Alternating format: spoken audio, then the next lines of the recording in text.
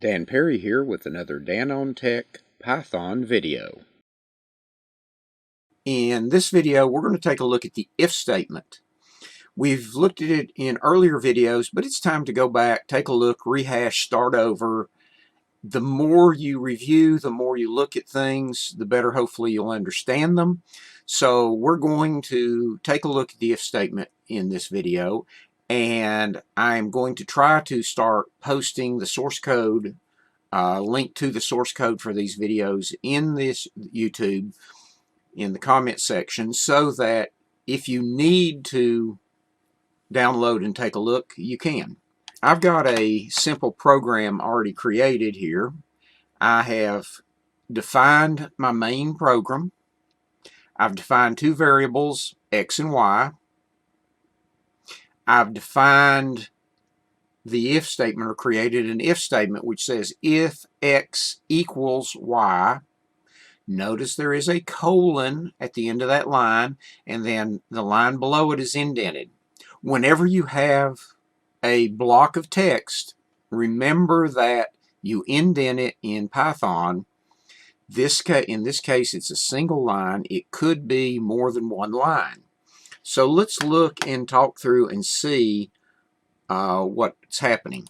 Here, when it runs the program, it will see this call down at the very bottom to main, saying call function main. So it comes up and finds the function called main, sets x and y equal to 3 and 4 respectively, and then does the if statement.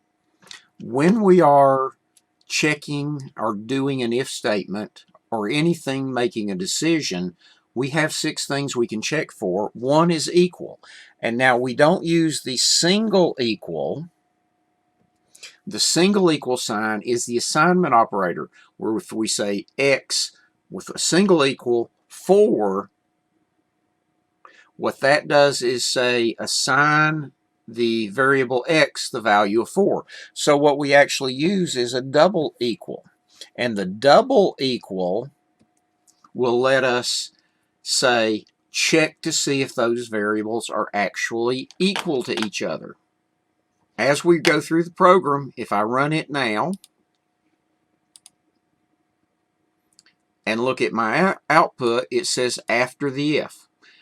So it has skipped everything inside the if statement. The only reason for this line after the if is to let you see that it did skip what was in the if statement and then ran what came after. Anything that's not indented, once you stop indenting, you're saying that's no longer part of that if block, and now it's back at the same program level it was before. Now if I change x to 4,